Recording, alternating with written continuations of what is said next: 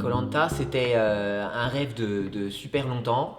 En fait, Koh ça ça représentait plein de choses qui me tenaient à cœur. Une vie en communauté, en groupe, et j'aime ça. Des défis sportifs, et puis également un dépassement de soi. Donc pour moi, ça regroupait beaucoup de valeurs que j'avais envie de tester, et c'est pour ça que je voulais faire Koh.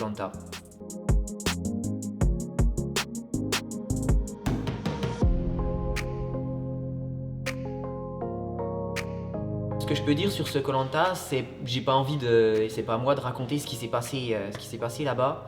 Mais par contre, je peux dire qu'en fait ça a été une énorme frustration pour moi parce que j'ai attendu 15 ans avant de m'inscrire. Et puis en fait, au bout de 5 jours de tournage, il a fallu retourner à la maison. Et, euh, Là, c'était déjà un choc émotionnel de devoir annuler un rêve qu'on avait dans la tête depuis longtemps. Et puis après, gérer l'attente 3 années de suite pour pouvoir repartir enfin. Et encore, j'ai eu la chance, moi, de repartir, ce que beaucoup d'autres n'ont pas eu.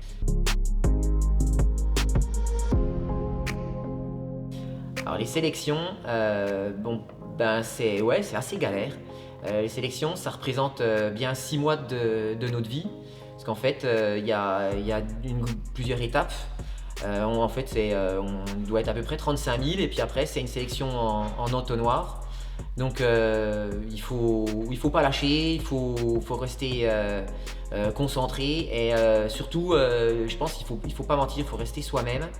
Et on avance tout doucement, et quand on nous appelle pour nous dire qu'on part, c'est assez fort comme émotion.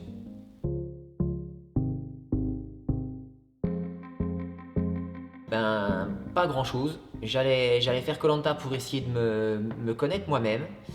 En fait, je me suis aperçu que je me connaissais plutôt bien. J'ai pas appris grand chose sur moi que ce que je connaissais. Ce que ça m'a peut-être apporté, c'est peut-être un petit peu plus de recul sur les choses de la vie, sur les choses qui nous stressent. Et puis la notoriété, ça a un petit côté sympa. Ça me dérange pas spécialement. On sait que de toute manière, ça va pas durer longtemps. Et par contre, au sein de la famille, des fois, c'est un peu pesant, et je le comprends. Pour ma famille, c'est pas toujours évident de se dire en fait, on se promène dans la rue, et puis pour finir, on nous arrête, on veut prendre une photo, on veut discuter avec nous. Et quand je suis tout seul, je sais à quel moment je pars. Mais par contre, des fois, je sais pas à quelle heure je rentre. Donc c'est un moment c'est assez difficile. Enfin, assez difficile. Pour moi, c'est plaisant, pour les autres, c'est difficile.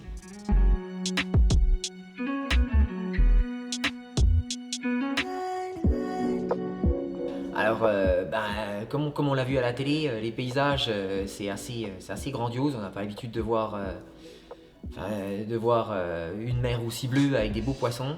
En fait, on a l'impression d'être devant un aquarium.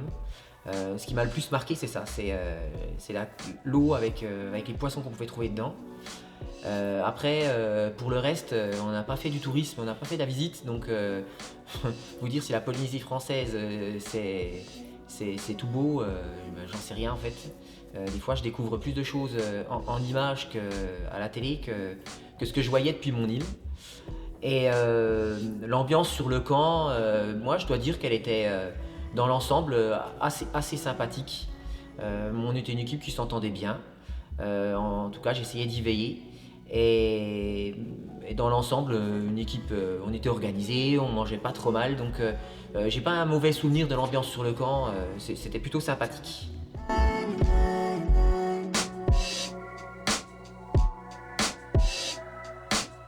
Alors ça, c'est une grande question. C'est une question que je me suis beaucoup posée.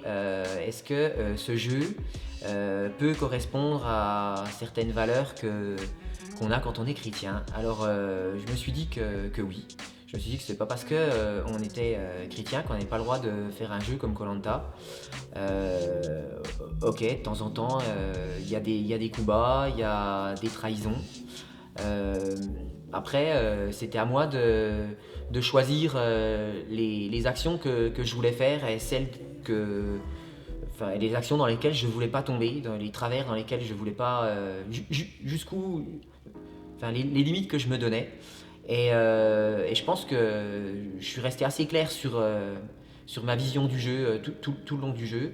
Et, euh, et puis je voulais, je pense, montrer aussi que certaines personnes pensent que quand on est chrétien, on n'a pas le droit on n'a pas le droit de faire certaines choses. Et je voulais montrer qu'en fait, ben, si, on a le droit et il y a pas de, j'ai pas de problème avec ça.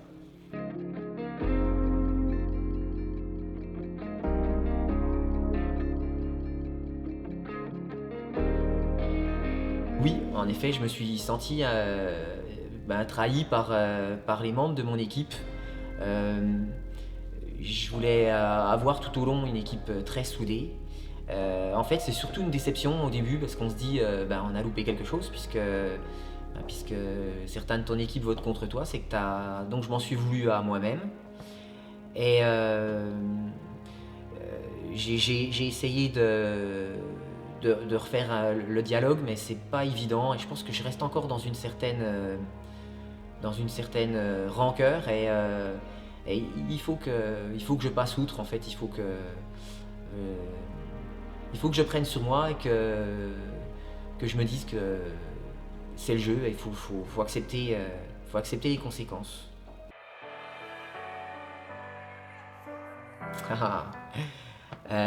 En fait, j'ai toujours dit que je ne faisais pas koh pour les 100 000 euros.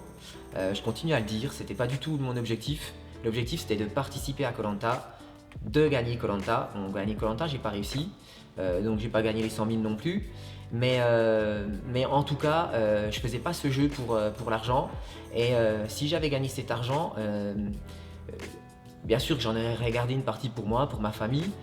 Mais je voulais aussi qu'une partie, elle apporte quelque chose à des gens. Et je me suis longtemps questionné à savoir qu'est-ce que j'allais faire.